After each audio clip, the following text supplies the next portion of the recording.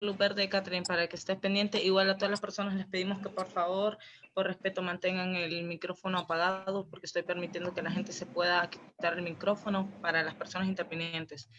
Entonces, por favor, sí, cualquier pregunta al chat.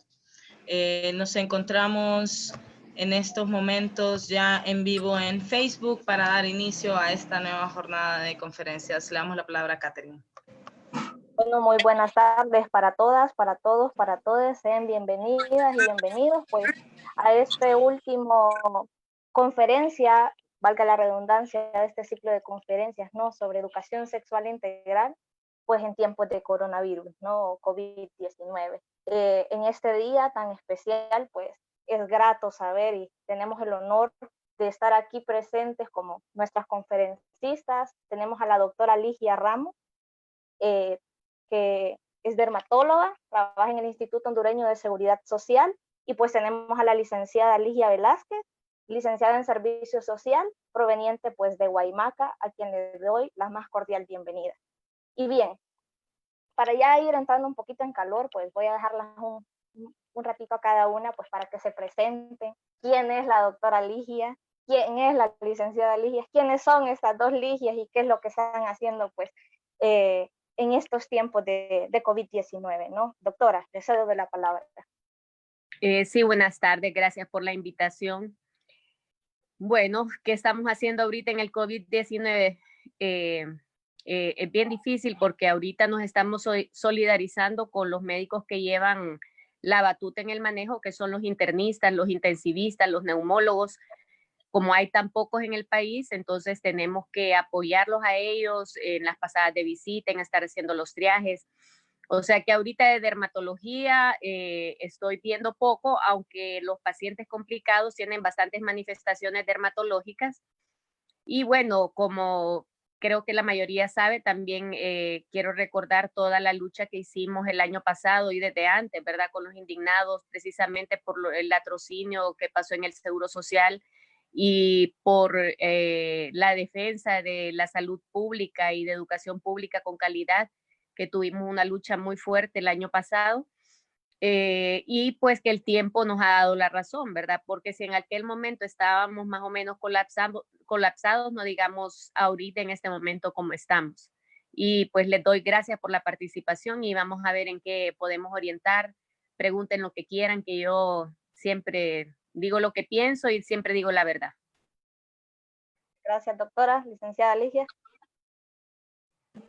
Muy buenas tardes para todos y todas. Pues me agradecido por invitarme a este espacio y pues podemos responder a todas sus preguntas y realmente ante la situación que estamos viviendo y pues expresar lo que sentimos. Pues, como decía la doctora Ligia, que si el año pasado estábamos colapsando en muchos problemas, los antecedentes que han venido sobre los robos, toda la delincuencia que ha hecho el Estado, no digamos actualmente, todo lo que estamos pasando con todas estas crisis.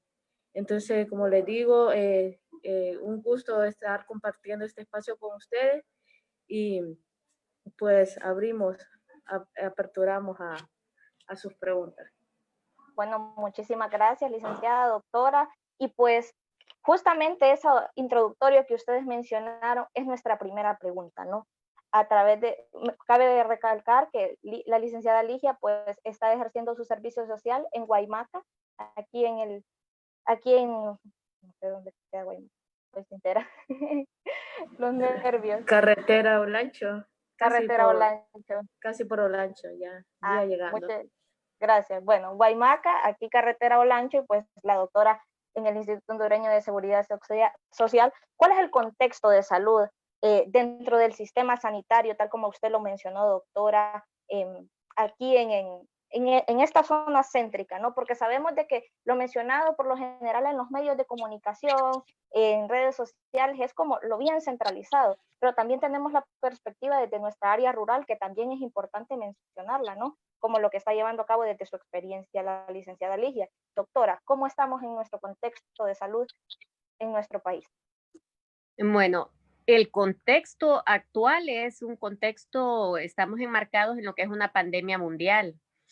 que se está llevando a cabo por un virus que es altamente contagioso, que aunque la mortalidad no es tan alta, pero el mismo nivel de contagio nos lleva a esa mortalidad baja a ser muchas personas, porque estadísticamente se ha visto que el 20% de las personas que se infectan se pueden complicar y de esas 5 pueden pasar a unidad de cuidados intensivos y de esas muere más o menos entre el 50 y el 80%.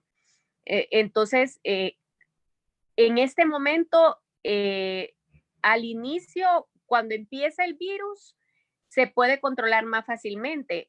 Si el gobierno hubiera hecho lo que es un cercos epidemiológicos, o sea, venir y enfocarse en agarrar los casos en sus contactos, hacer los exámenes, aislarlos, si hubiera podido prevenir todo lo que estamos haciendo. Desgraciadamente tenemos autoridades que no saben lo que están haciendo. Y les voy a poner un ejemplo. En Taiwán lograron controlar la pandemia de una forma increíble, pues, o sea, ellos tienen un sistema de salud muy efectivo y con el antecedente que tuvieron ellos con los otros virus que han habido del 2012, entonces ellos ya tienen un mecanismo de cómo controlarlo. Entonces, nosotros tuvimos tiempo porque empezó la pandemia a finales de diciembre y nosotros el primer caso lo tuvimos hasta en marzo y tenemos más o menos 3 semanas en que ya estamos totalmente en ascenso, incontrolable en fase 5 porque ya no se da abasto los hospitales. No es lo mismo la ciudad que el área rural. ¿Por qué? Porque tenemos varios factores, ¿verdad? Si ustedes se fijan, la pandemia se aumentó mucho más rápido y se hizo el epicentro que dice la gente, fue en Cortés, en San Pedro Sula, en Villanueva, en Choloma, en Progreso. Y eso uno se pregunta, ¿por qué será? En primer lugar, acuérdense que hay un aeropuerto internacional que no tuvo casi nada de control con las personas que entraron y ellos no cerraron la economía, o sea, las maquilas continuaron trabajando. Entonces, en las maquilas donde hay miles de personas trabajando de una forma sin nada, entonces ahí empezó a contagiarse y después todas estas personas viven en los alrededores de San Pedro Sula, viven en San Pedro Sula, algunos viven hasta en Santa Bárbara, en Lloro, entonces esto se expandió bastante. Y pues nosotros aquí en Tegucigalpa, pues era cuestión de tiempo. Lo que pasa es que no nos damos cuenta la magnitud del problema porque no se hacen suficientes pruebas y los datos de Sinajer están atrasados como 15, 20 días y no sabemos lo que estamos viviendo actualmente. Ahora, en el área rural, que voy a dejar que hable la licenciada Ligia, pero solo quiero que se entienda la idiosincrasia que tenemos de la gente del área rural. En primer lugar, hay un porcentaje grande de la población del área rural que no cree en el gobierno y que cree que no existe la pandemia. Entonces no hacen las medidas de seguridad. Ellos todo lo que escuchan que proviene del gobierno no le creen y no les interesa. Creen que es una forma de manipular y de mantenerlos en la casa mientras se hacen todos los actos de corrupción. Y en cierta forma tienen razón de no creer porque es un gobierno que no tiene credibilidad.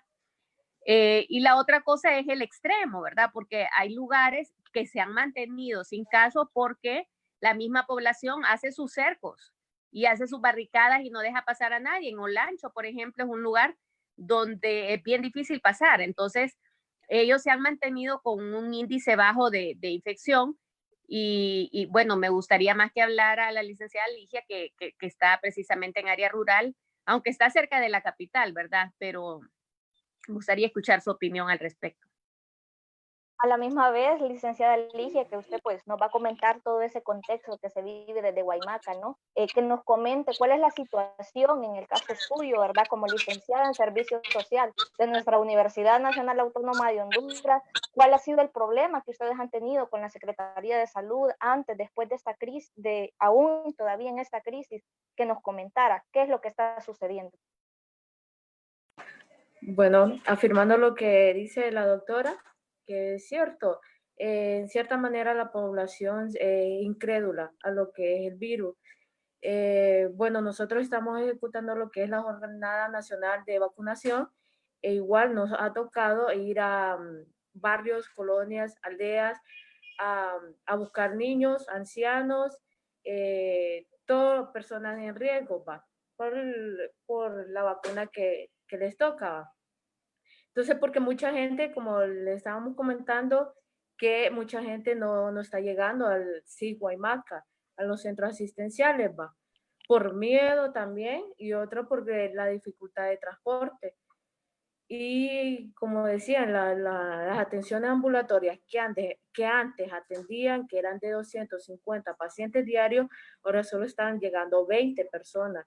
Entonces nosotros con esto, con este trabajo de la jornada de vacunación, vamos a las aldeas a buscar a la gente y a veces tenemos una discriminación por parte de ellos también, porque dicen que lo que nosotros andamos vacunando es el virus de el COVID-19.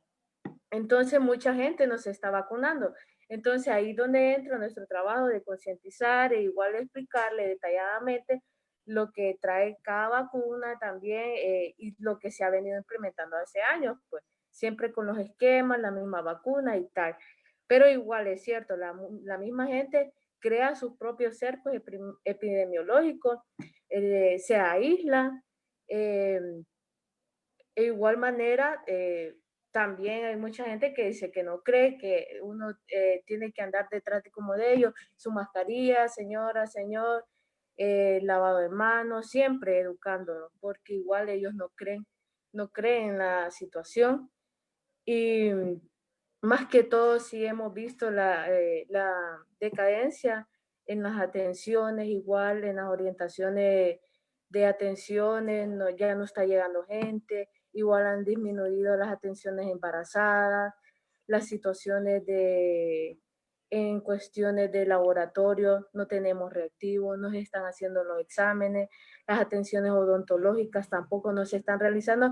Entonces es un proceso que también que a las embarazadas sus revisiones no se hacen completas, entonces ellas tienen que acudir ya sea a Tegucigalpa o los laboratorios más cercanos y teniendo en cuenta que las condiciones económicas no están para ir a una clínica o el miedo también ir a Tegucigalpa.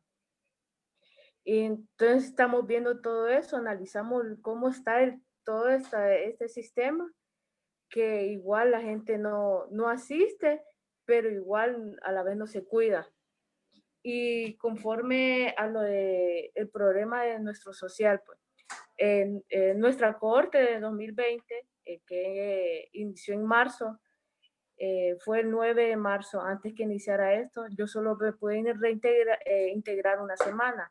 Entonces empezó todo esto, ya el toque de queda, entonces a nosotros la universidad nos suspendió el social, porque decían que no nos daban material y sí, no había material. En eso ya la universidad, ya en los periodos en las fechas del 23 de mayo, nos incorpora como si nada, como que chicos, ustedes ya están listos, si hay material, ya tienen su contrato, reintégrense. Bueno, y el que no se reintegre va a ir siguiendo los días y allá van ustedes a pagarlo. Entonces nos ven con la situación que muchos no teníamos las condiciones donde vivir, no teníamos condiciones como para pagar cuarto, como para viajar todos los días. Entonces, muchos y muchas a este momento no se han incorporado por la misma situación, no tienen el transporte, no tienen donde vivir. E igual mi situación fue diferente, sí tuve la ayuda de una persona como la licenciada municipal, bueno, también necesitando mi apoyo hacia como licenciada de CIS. Al venir, entonces ella me ofreció pues estar en su casa con alimentación y todo. Y pues hasta el sol de hoy, el contrato que juraba la universidad que ya nos iban a firmar hace un mes, no los han firmado. Igual semanalmente nos dicen, ya están arreglando los papeles para contrato. que ya están actualizando los nombres, están levantando los listados de los sociales que sí siguieron y así nos tienen, que vamos a firmar, que van a firmar y nada. Hasta el sol de hoy no hemos escuchado nada y ni de pago. Entonces aquí estamos como arriesgándonos por voluntad propia, porque realmente sí queremos a la vez un cambio en este país, porque sea como sean nuestras acciones, es por un cambio y por conciencia, porque por mi voluntad sí estoy aquí y porque sí me han ofrecido la ayuda, gracias a Dios, pero estamos aquí como sin respaldo alguno, porque sin tener ese contrato y si yo me logro enfermar, no tengo ni seguro, no tengo nada y estoy como a lo que, ni modo, a lo que venga, pues. Y pues como decíamos, el Centro Integral de Salud Guaymaca, de parte del gobierno no ha tenido material, pero sí, y yo lo admiro de parte de la licenciada y de la directora de CIS municipal, que ellos han gestionado, se han movido, han ido a empresas privadas, han ido a empresas grandes de aquí de Guaymaca, que gestionan mascarillas, que gestionan guantes, batas, gorros, pantalones para el personal. Pero como nosotros somos los administradores, nosotros al personal sí le damos como una mascarilla cada 15 días. Bueno, no es que gestionamos un montón, pues se gestiona lo que se puede, pero lo indicado es que los materiales sean a diario, que no sean reutilizables, pero así estamos en esta situación de país. Cada 15 días estamos cambiando lo que son los materiales y equipos. Entonces estamos con estas dificultades y nos miramos bien preocupados sobre toda la situación, porque como les he dicho, los laboratorios no están funcionando, vinieron unas pruebas aquí a Guaymaca, pero al personal de salud no se lo hicieron. No nos hicieron la prueba, igual como les digo, hay 25 casos positivos y 700 personas sospechosas y realmente de esos casos positivos sí hemos tenido contacto. Y muchas personas hemos tenido síntomas y todo eso, pero como digo, es bien difícil porque nosotros ya pedimos esas pruebas y no vienen. Y eso realmente es la región que nos tienen que mandar y no nos han mandado. Es alarmante, ¿no? Esta situación y justamente pues nos respondiste la siguiente pregunta que tenía para hacerte, ¿no? Pero vamos Okay. con la doctora, pues, doctora, en cuanto a equipo de protección personal, en Seguro Social, en escuelas, me imagino que ustedes entre colegas pues dialogan, ¿no? Y en sus redes sociales nos cuentan de esta situación. ¿Cómo está la proporción de equipo de protección personal hacia ustedes como médicos, las profesionales de enfermería y todo el personal pues que está en esta batalla? Me gustaría explicarles algo brevemente, los niveles de protección que deben de haber. El nivel de protección 1 es aquel que debe de usar mascarilla quirúrgica, gorro, guantes, sus botas y ¿cómo es que se llama? Su bata. Y esa se utiliza cuando, por ejemplo, en atención al paciente, no directamente con el paciente, pero por ejemplo, la gente de admisión, la gente que está en archivo, en la farmacia, que no tienen un contacto directo con el paciente, ese es nivel 1. El nivel 2 ya se requiere de una mascarilla mucha más protectora, que es la mascarilla N95, junto con las gafas y el protector facial, más todo lo demás. Y esos son las personas que están en contacto directo con los pacientes. En este momento, pues, tenemos el virus en todos lados, entonces todos deberíamos el personal de salud estar utilizando esa, la N95 o la KN95. Y esa, cuando uno está en contacto con pacientes que uno sabe que ya son positivos, esas no se deberían de volver perdón, no deberían de reutilizarse, ¿verdad? Ese es nivel 2. Ese es el nivel que tenemos la mayor parte de los médicos en todas las áreas asistenciales ahorita en el hospital, pero no nos dan a todos y todos los días, ¿verdad? Y el nivel 3, que ese ya es con el traje, ya ese es para las personas que sacan las pruebas de los hisopados, los que están en la unidad de cuidados intensivos, los que están en radiología, que tienen que estar en lugares cerrados donde se puede hacer aerosoles con estos pacientes que son COVID-19, que tienen la enfermedad de COVID, porque el virus se llama SARS-CoV-2, pero la enfermedad es COVID-19.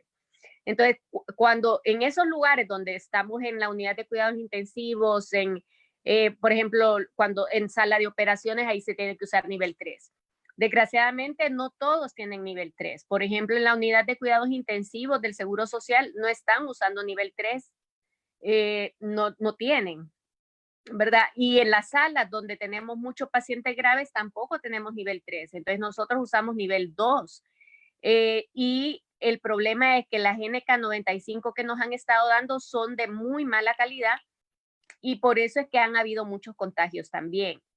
La otra cosa que es bien importante que sepa el personal de salud y que ustedes entiendan que a veces el contagio se hace en el momento que nos quitamos los equipos de protección. Entonces, si en un centro asistencial no está bien especificado y no entrenan al personal de cómo se tiene que quitar el equipo, ahí es donde se infectan. Hay paso por paso. Primero nos hacen todo, nos desinfectan todo el traje. De ahí nos vamos quitando paso por paso cada una de las cosas y limpiándonos con gel de alcohol las manos o con cloro las manos para irnos quitando paso a paso todo. Cuando no se hacen los pasos como deben de ser y después la gente se baña y después se va a su casa. Entonces, si no se hace paso a paso, ahí es el lugar donde también se infecta el personal. Entonces, en todos los lugares que tenemos, hay lugares que deberían, o sea, todos los lugares deberían de tener estos sitios grises y áreas blancas, que es donde uno tiene que estar limpio y cómo quitarse las cosas y cómo ponérselas, pero en los hospitales no hay espacio para eso, ¿verdad? Entonces hay muchas cosas. No tenemos, vaya, en los centros de salud, donde está la licenciada, donde está Ligia, o sea, un equipo nivel 1 tienen ustedes tienen nivel 1 y se los cambian cada 15 días, eso no funciona. Entonces nosotros lo que hacemos es que los que podemos comprar, nos compramos. Yo que estoy directamente en una sala COVID con pacientes infectados, graves, yo me tengo que comprar mis N95, me tengo que comprar mis protectores faciales para poder, para evitar contagiarme y poder seguir dando consulta. Aquí, pues, ni modo, estamos en esta situación, hay demasiado dinero que se ha erogado y lo han mal utilizado y lo han malversado. El hecho que nosotros estemos apoyando de cualquier forma, por ejemplo, yo admiro que Ligia esté trabajando allá sin ni siquiera un salario, ¿verdad? Sin tener una seguridad de que si se enferma va a tener un respaldo de ir al Seguro Social. Yo admiro eso porque ella lo está haciendo por la población. Igual yo también me estoy exponiendo, aunque no debería porque soy dermatóloga, pero lo hago porque es un deber, ustedes no tienen idea la necesidad que tienen los pacientes de sentirse acompañados cuando están en esos momentos que no pueden ver a sus familiares. Están totalmente aislados, lloran. Y con solo venir y uno sobarles un poco la cabeza, agarrarles la mano, hablarles y decirles, ya hablé con su familia, le mandan a decir tal cosa. Miren, eso es algo que les eleva el ánimo a los pacientes y los hace sentir bien. Bueno, lo que les quiero decir es que aparte de que estamos nosotros bien comprometidos con la lucha en contra de la pandemia y por nuestros pacientes, eso no quiere decir que nos vamos a mantener con la boca cerrada. Así que yo perfectamente, yo puedo denunciar la falta de gestión y la mala administración de todos los hospitales que nosotros estamos, en los que estamos trabajando. Entonces, no, el hecho de que yo hable o que denuncie no quiere decir que no estoy trabajando. Ahí estamos trabajando y es deber de nosotros denunciar para que la población sepa lo que estamos viviendo y para que le exijamos más a este gobierno. Bueno, muchas gracias. Cuán impactante es, ¿no?, la situación que estamos viviendo, y son las cosas que realmente no nos lo dicen. No nos lo dice la prensa, no nos lo dice el Estado, no nos damos cuenta a través de estos mecanismos, ¿no? Como ustedes que están trabajando desde esta primera línea, ¿no? Entonces, cuán impactante es. Bueno, les recordamos a nuestras compañeras y compañeros que nos están viendo desde el Facebook Live o desde aquí de Zoom, ¿no?, que pueden hacernos nuestras preguntas y pues vamos a estárselas leyendo a tanto la doctora como a la licenciada Ligia, y pues vamos a, dentro de un momento, pasar a leer algunas, ¿no? La siguiente pregunta, licenciada doctora, en cuanto a las cifras, por ejemplo, ¿ha aumentado las cifras de personas que atienden a nivel hospitalario o en el CIS sobre violencia de género? ¿Ha aumentado las cifras de personas que atienden sobre violencia de género, ya sea violencia sexual, violencia doméstica, desde el aspecto físico? Mire, de mi parte, no le puedo decir porque los que estamos metidos en lo que es el área COVID, prácticamente no tenemos contacto con las otras áreas. En ginecología, el problema que tenemos en obstetricia son los casos de las mujeres embarazadas que salen positivas, ¿verdad? Yo creería, mi impresión, no sé Ligia lo que está viviendo allá, pero mi impresión sería que sabemos que los agresores están, precisamente la mayor parte de los agresores están en las casas o son personas muy cercanas a las niñas, a las adolescentes, a las mujeres. Y en esta cuarentena, pues es muy difícil. Sé que ha aumentado las denuncias en el Ministerio Público, que no les dan la importancia debida. Pero como ellas viven con el agresor, es muy difícil que busquen ayuda. Es muy difícil que busquen, y peor con la falta de transporte.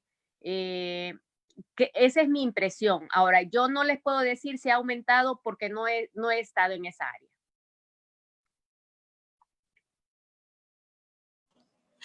Bueno, igual, contesto como la doctora Ligia, igual no hemos tenido estos casos así de una agresión de violencia o de violencia sexual, ¿va? Porque como les decía, centro asistencial antes atendía 200, 250, hasta 300 personas, ahora no está viniendo casi nadie, solo 20 personas. Y pues como dice la doctora, que a veces el agresor sí está en casa y a veces estas mujeres callan, no saben cómo huir, más esta situación que las reprime, tantas cosas pues.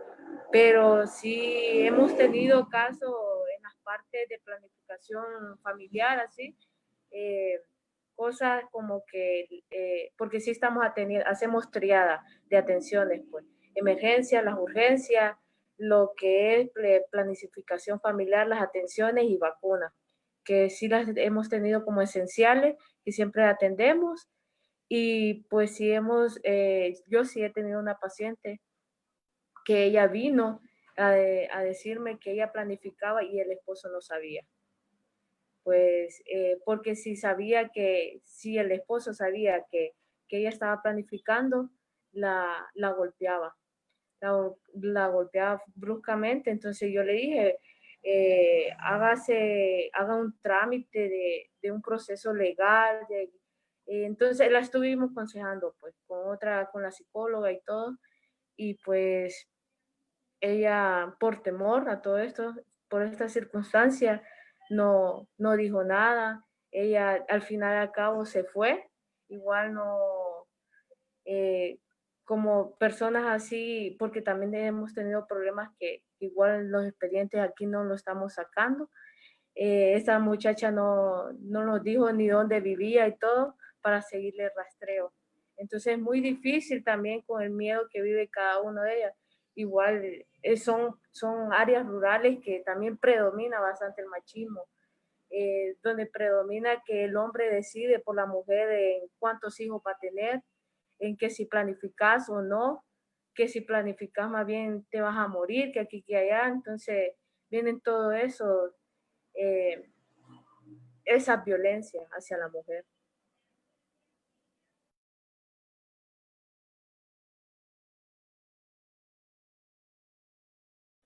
No se te escucha nada, Cato. Catherine. No estoy silenciada.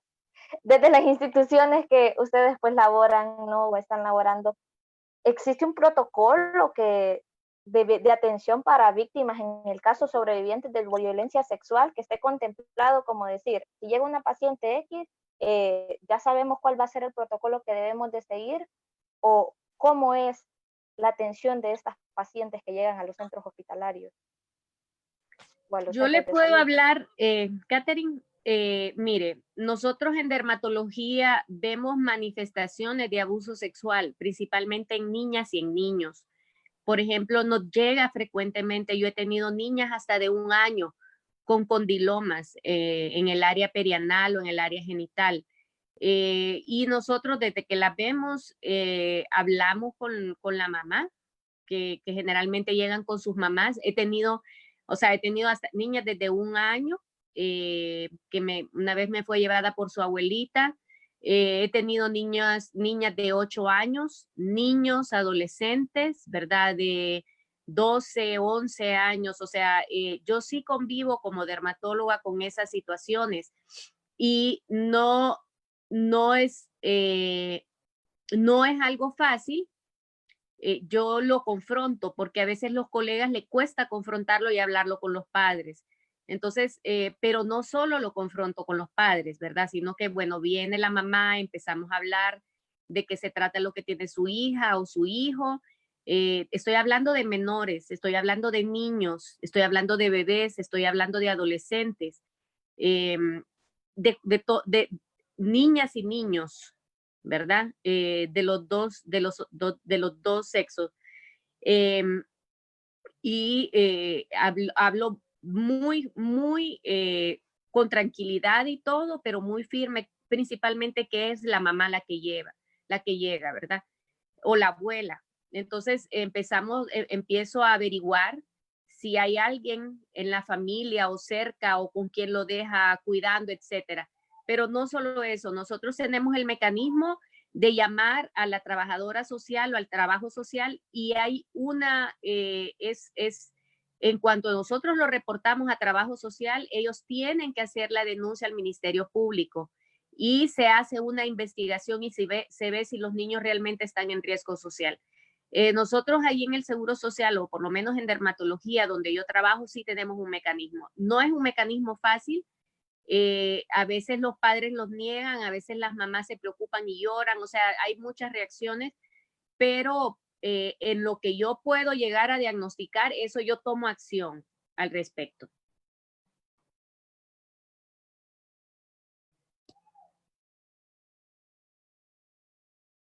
Licenciada Ligia, por allá, por Guaymaca. Pues fíjate que, como te digo, yo ahorita esos casos no los he tenido, ¿va? Pero en un caso que vengan en esa situación, siempre los casos los llevan los permanentes, los doctores, porque ellos sí le dan acompañamiento legal en todo el proceso. Igual en el CIS hay una psicóloga que acompaña también el proceso psicológico. Lo que me han dicho que hacen exámenes físicos, revisan a la paciente o paciente. Eh, bueno, el protocolo más que todo lo lleva a un permanente, porque los sociales no lo pueden llevar, porque como es proceso legal, va a un seguimiento. Entonces, si uno se involucra, creo que uno tiene un determinado tiempo en el lugar, entonces ya no lo puede seguir.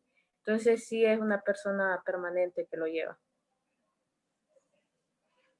Bueno, muchas gracias, que estoy muy conmovida, ¿no? Por todo esto que nos acaba de decir la doctora, y qué fuerte, ¿no? Y saber de que lo que hablábamos, ¿no? Muchas veces el agresor está en casa en estos tiempos de confinamiento, ¿no? Cómo han aumentado los casos de este tipo de abusos y de violencias y pues con personas tan inocentes como lo que son los niños, pues, ¿no? Y las niñas, que, bueno, y en el caso de las adolescentes, ¿no? Ya que, y jóvenes y mujeres ya en edad reproductiva, es necesario o ustedes han considerado que debe de ser importante el uso de que en este protocolo tenga el uso de la píldora anticonceptiva de emergencia.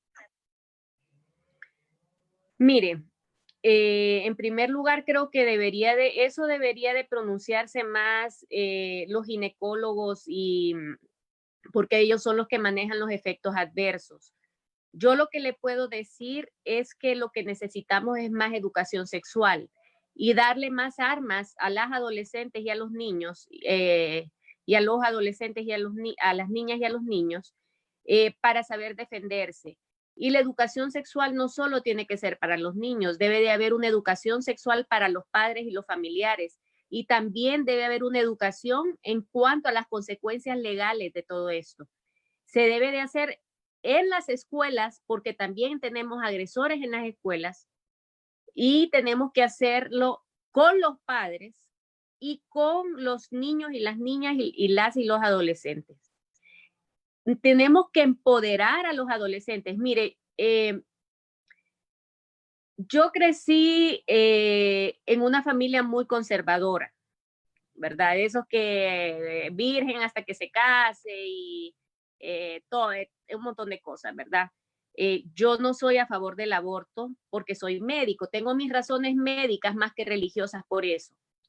Y lo de la píldora del día siguiente, tengo mis razones médicas también, porque si no se educa bien, eso puede ser como un mecanismo anticonceptivo y dañar mucho el cuerpo de la mujer o del adolescente. Entonces tiene que ser usada de forma adecuada.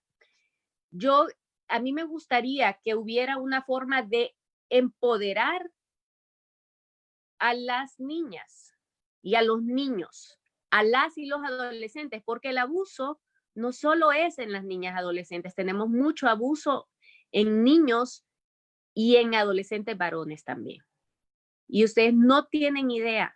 Yo he tenido niños de 16 años que lloran amargamente porque no hayan qué hacer y cómo quitarse el agresor.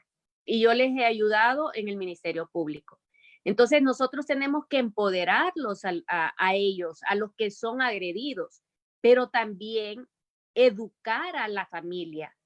Y más en el área rural, porque en el área rural pasa mucho, porque son patrones que se van heredando, patrones de machismo, patrones de incesto. Hay mucho incesto, ¿verdad? Hermanos, papás, tíos, etcétera, abuelos que abusan de las niñas, de los niños. Entonces, eso tenemos que erradicarlo, quitar esos patrones que son tan dañinos, ¿verdad? Y a mí me parece, como les digo, yo crecí en una familia muy conservadora, pero a medida que, bueno, ya tengo 48 años, ¿verdad? Y tengo tres hijos varones y yo los estoy educando como a mí me parece que es adecuado. Yo creo que todos debemos de poder experimentar una vida sexual placentera, no ser arrebatados, no ser precipitados en una vida sexual, pero una vida sexual placentera y al mismo tiempo responsable. Pero es una responsabilidad de todos, no solo es la responsabilidad mía, es la responsabilidad de mi pareja, es la responsabilidad de los padres de cuidar la inocencia de los hijos a cierta edad, es responsabilidad de los maestros y las maestras respetar a sus alumnos. O sea, esto lo tenemos en todas partes. Entonces, empoderarlos con educación sexual, pero tiene que ser algo enfocado de forma biológica, fisiológica, y tratando de quitar todos los tabús. Yo con mis hijos hablo muy claro. Yo tengo un hijo de 20, tengo un hijo de 15 años, va a cumplir dentro de poco, y el otro tiene 11, y con todos ellos les he dado educación sexual. Pero creo que la píldora del día después, si no se maneja adecuadamente, puede ser contraproducente para la salud de la mujer. Porque si se toma como un método anticonceptivo, va a dañar la salud de la persona. Si se toma como algo, como una emergencia, ¿verdad?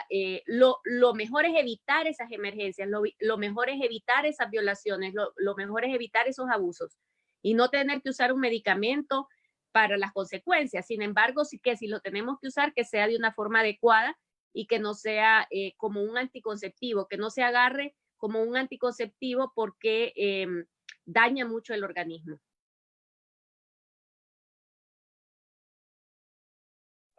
Licenciada Ligia. Bueno, como decía la doctora, igual debe ser un examen, tiene que haber una valoración para estos casos, para acudir a lo que es la píldora anticonceptiva de emergencia, pues, porque sabemos que a veces las reacciones de los anticonceptivos pueden ser a veces hemorragia, a veces grandes, varios efectos adversos a la persona. Entonces, es cierto, la fisiología de las personas es bien diversa. No cualquiera acepta un medicamento o el cuerpo lo rechaza, otro lo acepta. Entonces, tiene que ser una valoración y pues, ante todo, la educación sexual holístico, y que sea holístico, ya sea hijo, padre, con las personas a nuestros alrededores, porque también eso afecta con las personas que convivimos o con las que nos relacionamos. Pues. Ante todo eso, una educación sexual. Y bueno, sí, a la vez sí estoy de acuerdo con lo de la píldora, pues, por una emergencia, pero con esas medidas de una valoración a la persona. Por eso también hay que concientizar a la población en general de que siempre en una situación acudan en ayuda, acudan a un centro asistencial, acuda a un proceso legal, donde sea, pero que nunca nos quedemos callados. Pero eso es lo que existe, es cierto, bastante el tabú, el miedo a enfrentarnos a las situaciones, muchos factores, créenlo, que a veces ver a una niña de 14 años planificando o que ya ha tenido 3 hijos, porque eso sí lo he visto en estos días que yo he estado aquí, es bien sorprendente, la verdad, y a veces es duro porque saber que esos procesos que uno ha llevado, pero ellas no han tenido la oportunidad de tenerla. Y bueno, es bastante duro toda la situación. Muchas personas actualmente con esta pandemia también no están asistiendo a los centros asistenciales, sino están asistiendo en casa a los partos. Están con una partera y todo, y ya lo hemos visto y lo hemos comprobado, pues. Entonces, la situación está muy, muy difícil, pues, muy crítica. Quiero, Catherine. Sí, dígame, doctor. Solo quiero hablar de algo así rápidamente que tal vez no se habla mucho, pero cuando una persona, cuando un adolescente o ya sea hombre o mujer ha sido violada o ha sido vulnerada, no solo está el riesgo de que quede embarazada, sino que está el riesgo de que pueda venir y tener una enfermedad de transmisión sexual como el VIH, el herpes, etcétera. Entonces, quiero que la gente entienda de que entre más rápido se denuncie y más rápido se va al hospital, más probabilidades es de poder tomar un medicamento para prevenir un VIH, ¿verdad? Tiene que ser entre más rápido, en las primeras 24 horas, en las primeras 12 horas, empezar un tratamiento antirretroviral como preventivo, porque no sabemos si la persona que la violó es una persona que es VIH positiva. Porque el adquirir una enfermedad del VIH-Sida es lo más difícil, más cuando hay una violación. Entonces, eso lo tienen que entender las personas, los adolescentes y las adolescentes que pueden ser violadas. Entre más rápido van a denunciar o más rápido van al hospital, tienen menor probabilidad de contagiarse con el VIH. ¿No se oye, Catherine? Sí, bueno, que la importancia, ¿no? Que vemos que necesitamos una ley de educación sexual integral. ¿Para qué?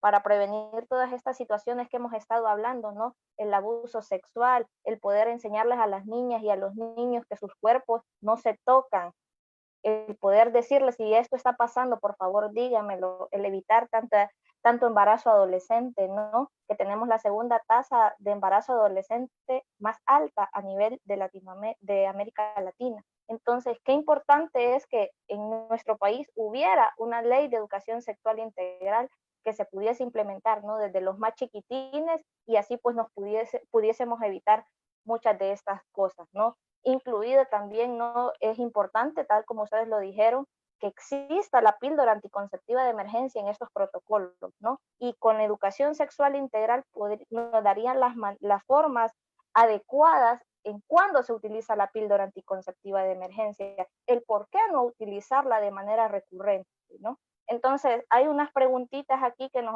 hicieron a través del Zoom y del Facebook, vamos a darle respuesta. Esta va pues para la licenciada Ligia, dice, ¿cuál es el manejo que se le está brindando a los pacientes que presentan signos y síntomas de COVID-19 en el área rural? ¿Qué es lo que se está haciendo? Bueno, como les digo, se está haciendo una triada, pues. Hay también un programa de sintomatología respiratoria que igual ha disminuido porque a veces confundimos los síntomas, pero igual toda persona que está presentando todos esos síntomas, hay una apertura de una clínica, de un espacio detrás del centro, y ahí donde se están dando la asistencia a todas estas personas, porque como saben, aquí todos somos sospechosos, sea como sea, ya sea una sintomatología respiratoria, todos son sospechosos, pero ese manejo solo lo están llevando unos médicos cubanos que vinieron, los voluntarios, y sí lo están haciendo como la triada, sacar todo esto, la sintomatología, y ellos dan el tratamiento en una área de cuidados. Igual se está pidiendo lo que es el tratamiento maíz, lo que es microdacina, citromicina, y todo eso lo que lo componen, ¿va? Porque, pero eso sí, no solo están llegando como para 2 pacientes o 3 pacientes, entonces no se les da suficientemente la dosis completa, pero sí se le está dando el manejo y el aislamiento que el paciente requiere. Gracias, Ligia. Doctora, tenemos una pregunta para usted. Nos dicen, ¿cómo podemos demandar mayor transparencia en los gastos utilizados durante la crisis sanitaria? Ay, ya, esa pregunta, me gustaría tener una varita mágica para que eso lo pudiéramos hacer. O sea, ya solo falta que los trompiemos. De verdad que yo ya no sé qué hacer.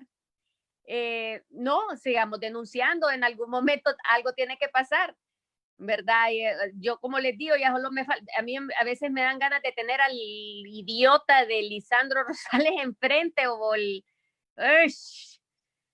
para decirles cállate, o sea, o no, es que no lo soporto, ya solo falta trompearlos, la verdad, pero mejor uno,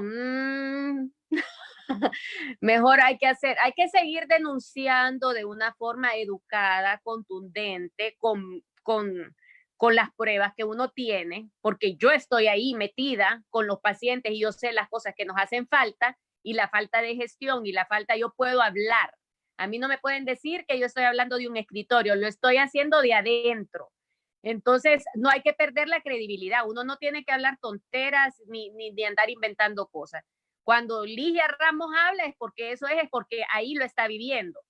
¿verdad? Y no perder la dulzura del carácter, ¿verdad? ¿Y qué les puedo decir? Seguir denunciando, no hay que cansarse. Ahí el tiempo les va a llegar. Yo creo que más rápido que tarde. Listo. Hay otra pregunta, no sé quién de las dos nos va a contestar. Dice, ¿cuál es el protocolo de atención a desplazados internos desde el área de la salud al momento de solicitar atención? ¿Cómo se inician los procesos de solicitud o acompañamiento? O sea, ¿está hablando de las personas que trabajamos en salud o de las personas que son trasladadas de un sitio a otro por ser sintomáticos respiratorios o sospechosos? En efecto, ¿cuál es el protocolo de atención para las personas que son desplazadas, o sea, las personas internas, desde el área de la salud para solicitar atención? Ok, miren, les voy a ser sinceros, ahorita no nos damos abasto. Cuando una persona, miren, en las salas de COVID que tenemos pacientes graves, solo les voy a contar que anteayer se fue de alto un viejito de 92 años, que se me olvidó tomarle foto porque fue una alegría y el viejito iba súper bien. No tienen idea, esa es una felicidad. La verdad es que ellos consiguen transporte, pero miren, de un centro a otro es bien difícil. Porque si de un centro un paciente se está complicando y lo llevamos a una unidad de cuidados intensivos o sea, a mí me parece que donde esté el paciente tiene que tener todo. Porque si un paciente empieza a desaturar, o sea que su porcentaje de oxígeno en la sangre va disminuyendo de forma rápida, usted lo mueve y ese paciente se muere. Entonces, dentro del mismo centro asistencial debe de haber todo para venir y darle respuesta a estos pacientes que se complican de un momento a otro, inclusive dentro de la misma sala, porque a veces ya nos ha pasado que los pacientes que tenemos en piso los llevamos a observación o los llevamos a unidad de cuidados intensivos y a veces terminan intubados porque se desaturan rápido. Ahora, una vez que han salido cuando ya les dice uno, bueno, pasamos la visita, bueno, usted se va a ir hoy. Ay, mamita, no hemos ni terminado cuando ya el familiar ya lo está mandando a traer. Ayer estaba enojadísima una señora que dio lancho porque le dimos el alta y ni la habíamos escrito en el expediente cuando ya sabe el hermano trayéndola. Y apúrese, doctora, apúrese. O sea, la gente busca la forma. También he tenido casos que le di el alta al pobre hombre y entonces el hombre, ay, qué bueno, doctora. Y hablando a la mujer, pero ¿cómo me vas a llevar esa casa sin luz? No, hombre, ahí en un cuartito. Entonces, hay de todo. Pero hay que ser solidarios con los pacientes porque aparentemente la esposa no quería que entrara a la casa y le iba a llevar a una casa que no tenía luz. Pero bueno, solo les cuento las anécdotas de la gente que sale bien. Eso es algo que lo estamos viviendo y ellos siempre buscan la forma de, o sea, los familiares ahí están, no tienen idea, están ansiosos, pero no los pueden ver. Entonces, cuando ya se los pueden llevar es una alegría y cuando tenemos una muerte es lo peor, es un sufrimiento muy grande, ¿verdad? Pero bueno, son cosas que tenemos que ir afrontando y a veces no quieren aceptar que murieron por el COVID, ¿verdad? Y tal vez fueron personas sospechosas con todas las sintomatologías y que nunca se les hizo el hisopado porque no lo tenía SINAGER. Entonces son situaciones bien difíciles. Ahora, el transporte es lo menos que importa. Ellos encuentran como sea, se van a traerlos en bicicleta, lo que sea, pero los familiares van a traer a su gente y van contentos, ¿verdad? Otra pregunta que le hacen aquí, doctora, ¿sería irresponsable salir y demandar para que dejen de robar nuestro dinero si lo hacemos con las medidas de bioseguridad? Considero que no basta con demandar a través de las redes sociales, dice esta persona. Miren, ¿quién más en las calles que Ligia? Yo creo que yo no me pierdo ni una manifestación. Soy testigo. Bueno, verdad, Ligia, bueno. no los quiero tener en el hospital ahorita. Ahorita no es el momento. No es el momento. Salir a las calles es exponerse demasiado y ahorita estamos en nivel 5 de la pandemia. Entonces no tenemos dónde meter a la gente. Ni siquiera tenemos para nosotros. Si yo me enfermo hoy, yo no sé dónde voy a ir a parar porque no tengo dónde ir. Y yo estoy ahí con los pacientes. O sea, yo soy de las primeras que salgo a la calle, pero ahorita no es el momento. Todo cae por su propio peso. No hay que perder la fe, pero no nos apresuremos ahorita en un momento que el salir nos pueda, o sea, va a aumentar los niveles de contagio y vamos a tener más personal que no vamos a poder atender. Entonces, ahorita estémonos tranquilos, o sea, no nos estemos tranquilos, pues.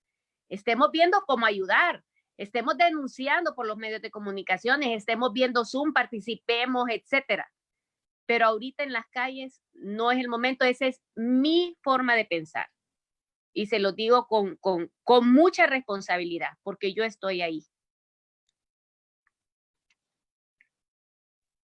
Bien, como siguiente pregunta, pues tenemos, ¿ha aumentado la cifra de embarazo adolescente? Por ejemplo, ¿hay algún conteo, recolectan datos en el caso en el caso del Centro Asistencial en Salud, el seguro, ha aumentado estos datos? ¿Y cuál está siendo la cobertura de estos servicios de salud sexual y reproductiva? Por ejemplo, en las mujeres que ya están embarazadas, que llevan un seguimiento control. ¿Cómo está haciendo esto actualmente? En primer lugar, voy a dejar que elija, yo solo quiero decir una cuestioncita. En primer lugar, solo se están viendo emergencias. Se están haciendo controles de embarazo normal y de embarazo de alto riesgo. Pero no se está dando consulta normal ginecobstétrica.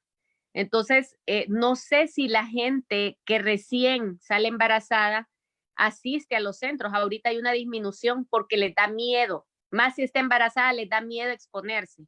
Entonces, no sabemos en este momento si hay aumento o no. Lo que sí les puedo decir es que han habido óbitos porque las mujeres no van a controlarse sus embarazos de alto riesgo porque les da miedo y se terminan muriendo los bebés. Eso es lo que yo he visto, pero es poco lo que sé. Vamos a ver, Ligia, qué experiencia tiene. Pues como aquí sí se recolecta los datos, pues se lleva un conteo de las atenciones ambulatorias y todo, y pues todavía no hemos tenido, como dicen, esos datos máximos que sí en este proceso han salido embarazadas, pero por lo que hoy miré en los datos, en las atas, solo van como 9 personas. En todo este tiempo, 9 embarazadas nuevas. Como decía la doctora, no han disminuido totalmente, es cierto, los controles. Nosotros mensualmente hacemos los clubes de embarazadas. En este caso, yo solo pude trabajar con 5 personas que antes se trabajaban con 20 o 30 personas embarazadas. Y en este caso, uno las tiene que ir a buscar a sus lugares para hacer estos clubes y llevar su control. Y es lo poco que, hicimos lo posible por contactarlos, pero es lo mínimo que tuvimos. Pues. Con 5 personas hicimos los clubes de embarazadas. Como saben, he estado aquí en una clínica también privada, pero aquí sí han venido los controles, pero muchas personas sí tienen miedo a salir. Nos hemos dado cuenta que sí, las personas están teniendo los partos con parteras, pues no están viniendo a los centros asistenciales y hay un peligro en eso, pues, porque con partera es incierta la situación, pues no evalúan como el nacimiento de los bebés, puede haber una hemorragia de la mujer y muchas complicaciones. Entonces eso sí le tememos ante esta situación que las mujeres no están acudiendo a los centros asistenciales. Y como les digo, se hace lo posible por contactar a todas estas mujeres pero es muy difícil. Ya saben, aquí trabajar con aldea es bien complicado porque muchas personas viven bien remotas. Entonces, pero se hace lo posible por gestionar como es carro, ir a hacer las visitas, pero ellos no asisten. Si uno no va hacia ellas no vienen hacia nosotros. Pero bien complicado.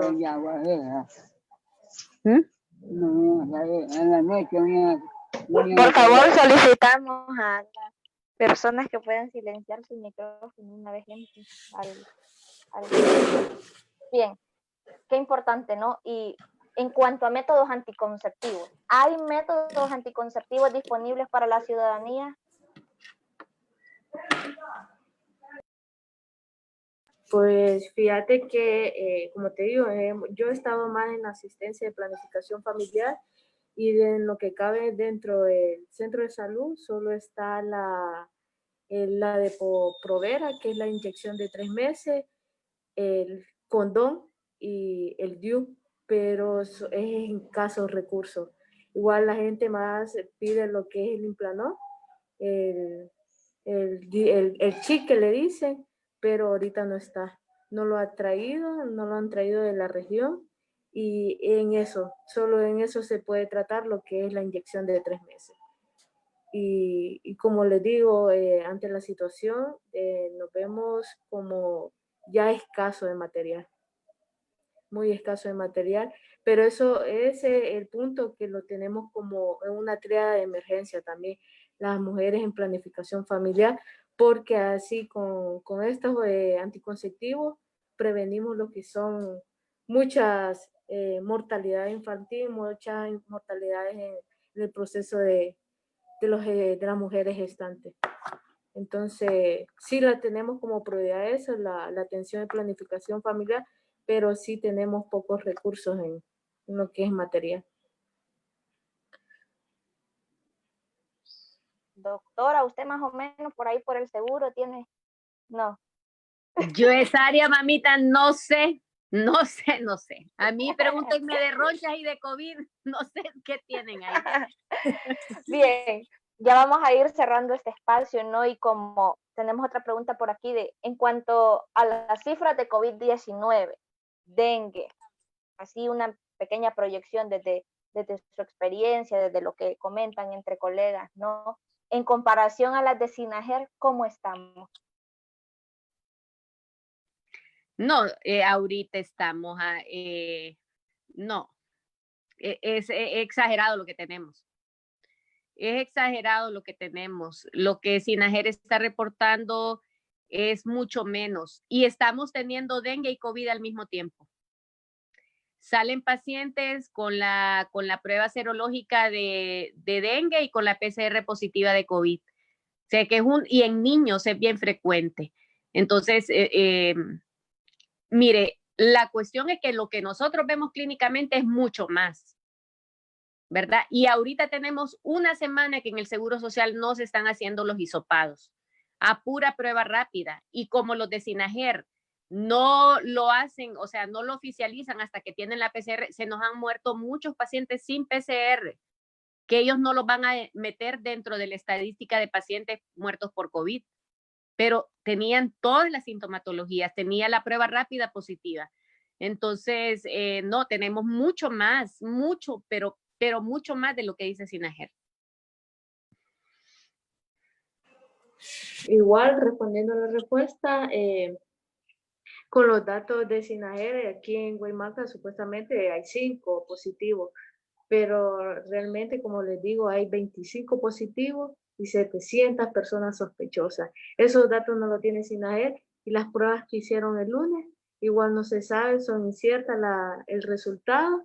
Entonces, como decir, esperamos más positivos porque no se ha actualizado. No se han actualizado esos datos y realmente así como hay COVID, hay dengue.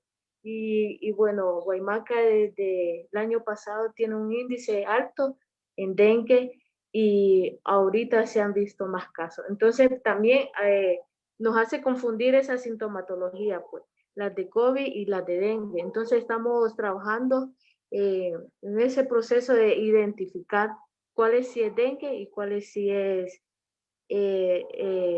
COVID, ¿va?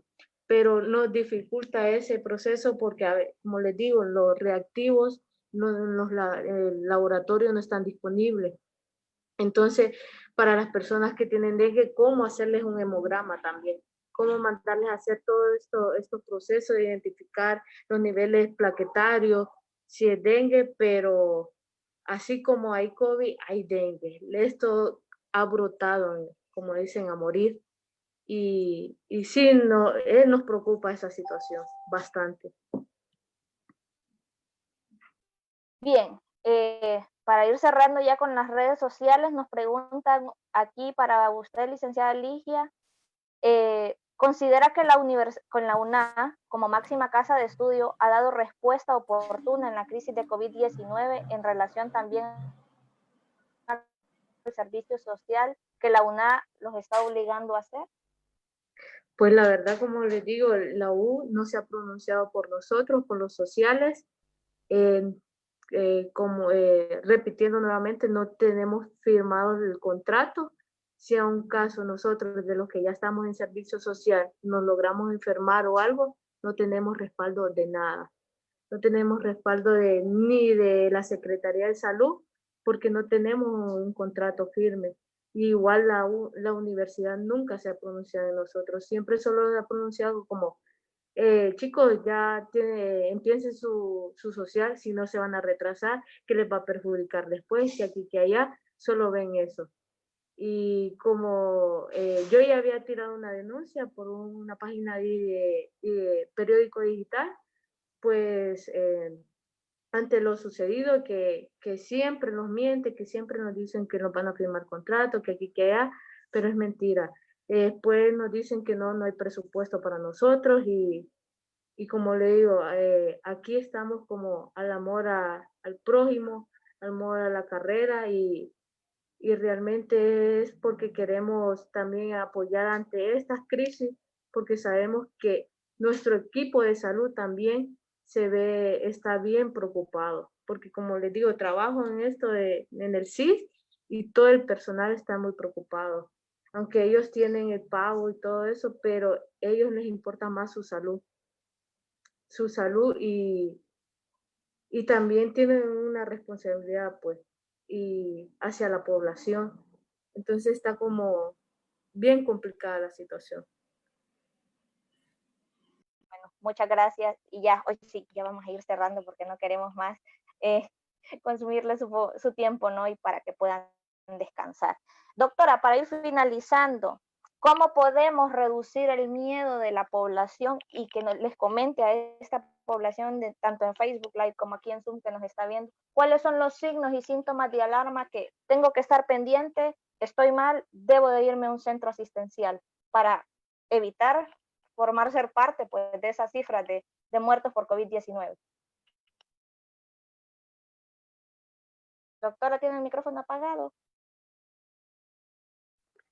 Ok, me escuchan, ¿verdad? Ok, en primer lugar, acuérdense que de 100 personas que se infecten del virus, que probablemente tenemos un montón, el 80% o no va a tener síntomas o va a tener un síntoma leve de gripita, ¿verdad? Que a veces puede ser como un poquito como dengue. De ahí, de esas 100 personas, 20 se pueden complicar. Entonces, ¿qué es una complicación? Que la fiebre dure mucho tiempo, que empiece a tener mucha tos, dificultad para respirar, ahogo, un cansancio exagerado, que empiecen a respirar más rápido, ¿verdad? Para poder sentir que les entra más el aire. Inclusive pueden haber manifestaciones en la piel, como un rash de dengue, como ronchas moraditas, todo eso son ya signos de alarma, ¿verdad? Entonces ahí es en el momento que hay que ir. Y de ese 20% que se complican generalmente son con neumonías o con trombosis, ¿verdad? Que son, ya es cuando empieza a tener una reacción inflamatoria muy exagerada por el COVID-19. Y de esos 5 van a entrar en un estado crítico que probablemente van a necesitar unidad de cuidados intensivos. Y de esos 5 que entren a cuidados intensivos, probablemente la mitad o el 80%, o sea, entre 2 y 3 vayan a morir. Pero la mayor parte van a pasar bien, ¿verdad? Gracias, doctora. Licenciada Ligia, ¿cuáles son las medidas de prevención que debe de tener la población tanto de nuestro país y la que nos está viendo para prevenir y contagiarse con COVID-19?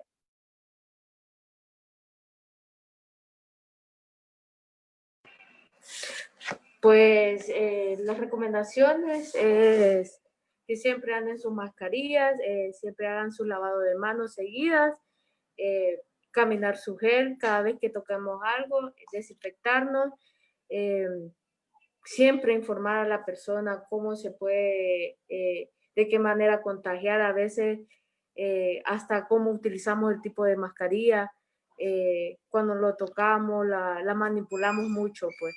Y en cierta manera siempre le decimos a las personas que no salgan de sus casas, pues, que se mantengan ahí, sea ya por una necesidad de compras, que sí salgan, pero con mucha precaución, que igual, como les digo, que en sus casas pueden estar más seguros.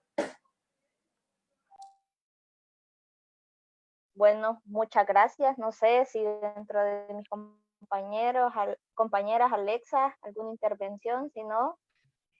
Sí, solamente antes de finalizar, un poco para leer un par de comentarios, porque estamos en este espacio que le damos palabra a todo el mundo. Aquí hay un comentario de una compañera de que en este contexto no se debe seguir criminalizando a las parteras, porque deberían de trabajar de la mano con ellas, porque es una práctica ancestral, y no podemos seguir viviendo bajo esa mirada occidental de la medicina. Aparte, también nos comentó un compañero que trabajó en la Universidad de Valle de Guatemala en el área de asistencia, de notificación asistida, y que el Estado de Honduras, a través de la Secretaría de Salud, no aprueba el uso de la PrEP, pero que aparte de eso no existe un tratamiento de profilaxis, profilaxis en exposición al tema del VIH, porque simplemente la Secretaría de Salud piensa que la aprobación del uso gratuito de la PrEP significa que las personas van a ir viviendo una vida loca, ¿no? Y solamente finalizar con una preguntita que aquí tienen en el chat, que sí me gustaría saber, por ejemplo, cómo es el tema de la respuesta de la universidad como máxima casa de estudios, ¿no? Que sabemos que la Universidad Nacional Autónoma de Honduras es quien, pues en ciertos casos de emergencia debería de también tener la capacidad de responder a toda esta crisis. Tienen relación un tema al servicio social que les está obligando a realizar para cumplir todo este proceso académico que tienen, pero también en esta cuestión de cómo responden, por ejemplo, a el hecho de posicionar ¿cómo se llama? El estadio este que tienen. Yo me gradué de la UNA, no puedo creer que no me acuerdo cómo se llama. Pero el polideportivo, sí, Dios mío. Parece que no me gradué. Pero sí, el polideportivo para posicionarlo, para tener para un tema de atención a las personas que están necesitadas. ¿Cómo ven esta respuesta también de la universidad como dentro de parte de todo este programa integral? No solamente en el tema de asistencia por los estudiantes, sino también como en su posicionamiento, ¿no? Bueno, en primer lugar quiero decir que tiene razón en cuanto a lo de las parteras. Es una práctica ancestral y se ha trabajado con ellas. Sí se trabaja con ellas, se trabaja en conjunto y eso no se debe perder y siempre tiene que haber un respeto. Es más, yo creo que es una solución en este momento más que problema el que ellas estén atendiendo los partos, pero de las multíparas, ¿verdad? De las que tienen más de un embarazo, porque esas son las que menos se complican. En las primigestas, o sea, las que van por primera vez, tiene que haber un control bastante entre partera y el centro de salud. el centro asistencial, porque esas sí pueden tener preeclampsia, pueden venir con, una multípara, una gran multípara, una mujer que haya tenido 4 o 5 hijos, si viene un parto pélvico, por ejemplo, que venga de nalgas o de piecito, es menos probable que se complique a que si le pasa a una primigesta, o sea, una mujer que es en el primer embarazo. Entonces tiene que haber como un balance y tiene que haber una coordinación de la práctica ancestral junto y acompañada, o sea, tiene que haber un acompañamiento mutuo y saber trabajarlo bien entre los centros asistenciales y la comunidad. La otra situación es que sí hay un protocolo de manejo de prevención del VIH, principalmente cuando son pacientes violadas. Sin embargo, es muy difícil por la sociedad o por los patrones que tenemos que las mujeres que sean violadas vayan a poner las denuncias y se haga todo lo que se tiene que hacer. Acuérdense que, por ejemplo, lo que pasó con la muchachita que la violaron varios cipotes, varios adolescentes en la costa norte, fue criminalizada la muchacha. Entonces eso hace más difícil que las mujeres y las adolescentes salgan adelante. No, les falta tener ese respaldo de parte de las familias, de las familiares para poder venir y hacer todo lo que se tenga que hacer. Y lo otro, pues, a mí me parece que el haber puesto el polideportivo nos ha ayudado un poco, pero no nos va a ayudar con los pacientes críticos. Y me parece también que la ayuda que ha podido tener la universidad en cuanto a la pandemia no ha sido explotada por el gobierno. Es más, me parece a mí que los están frenando en hacer muchas cosas que podrían ayudar.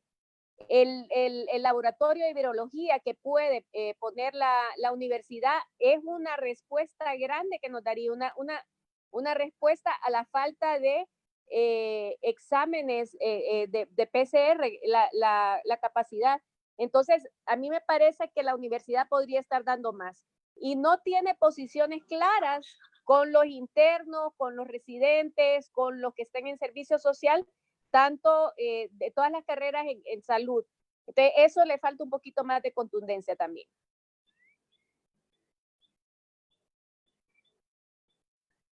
Gracias, doctora. Licenciada Ligia, ¿está por ahí? Se nos fue. Bueno, entonces, hoy sí ya finalizamos, doctora. ¿Nos quiere dar un mensaje final a nosotras, a la población? Primero, quiero felicitarlos y felicitarlas, porque me imagino que solo son mujeres o son varones también, son discriminadoras, ¿verdad? No, porque somos un grupo mixto. Tengo problemas, no les escucho nada. No sé si me escuchan o sí, si yo que tengo problemas o no sé si son ustedes ahí. Ligia, te escuchamos. Sí, por ahí está Jorge y tenemos a Levi también en línea, doctora, que es el subcoordinador. Pues, no, yo sé, no las voy a acusar de sexistas. Los felicito a ustedes y mujeres y hombres, ¿verdad? Gracias por sentir que yo les puedo ayudar en algo. Yo siempre digo lo que pienso y bueno, espero que les ayude en algo. No les escucho nada. Ligia, yo creo que perdió la conexión.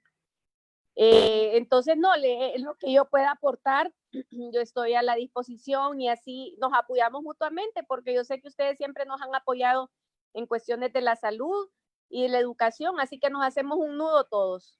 Muchas gracias. Muchas gracias, doctora. Ligia, ¿nos puedes escuchar? Creo que perdió la comunicación. No. Muy bien, entonces nuevamente muy agradecida con la licenciada y la doctora Ligia, pues un gustazo haber compartido con ustedes, muchísimas gracias y pues de parte de la Plataforma Nacional de Adolescentes y Jóvenes y por los Derechos Sexuales y Reproductivos, Voz Joven Honduras y de Plan Internacional, muy agradecidas y esperamos Las esperamos para la próxima.